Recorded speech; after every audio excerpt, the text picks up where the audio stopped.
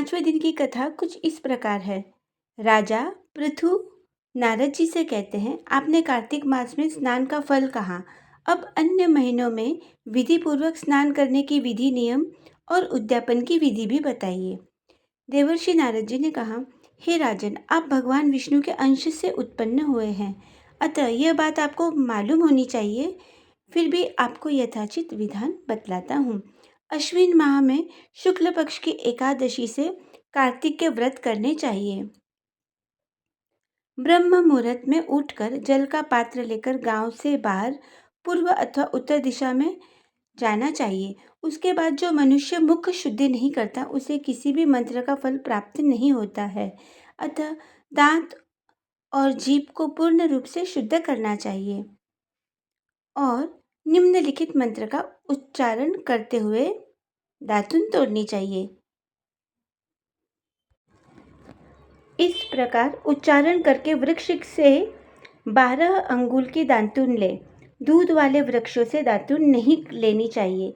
इसी प्रकार कपास, कांटेदार वृक्ष तथा जले हुए वृक्ष से भी दातुन लेना मना है, जिससे उत्तम गंध आती हो और जिसकी टहनी कोमल हो, ऐसे ही वृक्ष से आप दातुन ले। प्रतिपदा यानी प्रथम तिथि, अमावस्या, नवमी, छठी, रविवार को चंद्र तथा सूर्य ग्रहण में दातुन नहीं करनी चाहिए। तत्पश्चात भलीभांति स्नान करके फूल, माला, चंदन और पान आदि पूजा की सामग्री लेकर खुश होकर भक्तिपूर्वक शिवालय में जाकर सभी देवी देवताओं को अर्घ्य आदि वस्तुओं से अलग अलग पूजा करके प्रार्थना एवं प्रणाम करना चाहिए। फिर भक्तों के स्वर में स्वर मिलाकर श्री हरि का कीर्तन भजन करना चाहिए।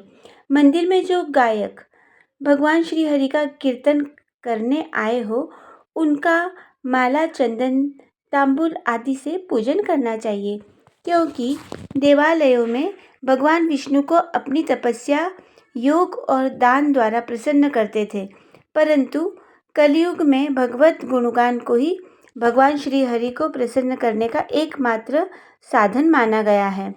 नारद जी राजा पृथु से कहते हैं, हे राजन, एक बार मैंने भगवान जी से पूछा कि हे प्रभु, आप सबसे अधिक कहाँ निवास करते हैं?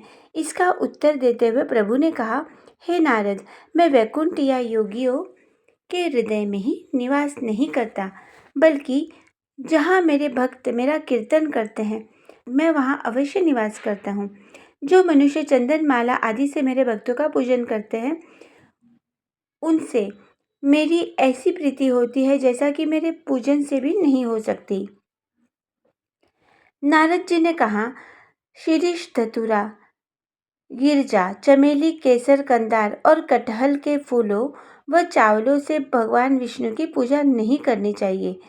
अड़हल, कंद, गिरीश, जूही, मालती और केवड़ा के पुष्पों से भगवान शंकर की पूजा नहीं करनी चाहिए। जिन देवताओं की पूजा में जो फूल निर्दिष्ट है, उन्हीं से उनका पूजन करना चाहिए। पूजन समाप्ति के बाद भगवान से क्षमा प्रार्थना करनी चाहिए। हे सुरेश्वर, हे देव, न मैं मंत्र जानता हूँ न ही क्रिया, मैं भक्ति से भी हीन हूँ। मैंने जो कुछ भी आपकी पूजा की है, उसे पूरा कीजिए।